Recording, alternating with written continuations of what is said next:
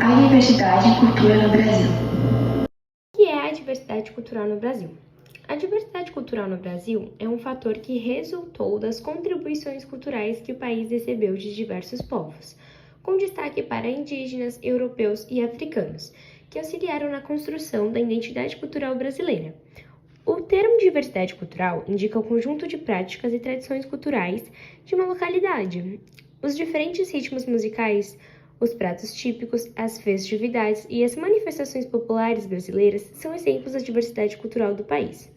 A diversidade de cultura de um país é importante para a preservação e valorização das identidades das suas populações. O conceito de diversidade cultural perpassa todas as práticas relacionadas à cultura de um povo, como a língua e a religião. O Brasil é um país que possui grande diversidade cultural, uma vez que recebeu contribuições culturais de diversos povos.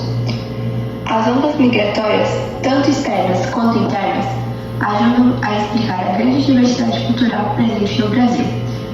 A diversidade cultural do Brasil resulta em vários efeitos para o país, também nas áreas política e econômica. A cultura brasileira é importante para a preservação e valorização dos hábitos e tradições da população local. Causa da diversidade cultural no Brasil: a presença de povos originários, como os indígenas, que mantêm até a atualidade fortes tradições culturais, como a língua. O processo de colonização brasileiro, que foi fortemente influenciado em termos culturais por povos europeus, como os portugueses, a chegada de milhares de africanos ao território brasileiro, que contribuíram com práticas culturais típicas como danças e comidas, a entrada de diversos imigrantes ao território brasileiro ao longo do tempo, desde japoneses e sírios até bolivianos e congoleses.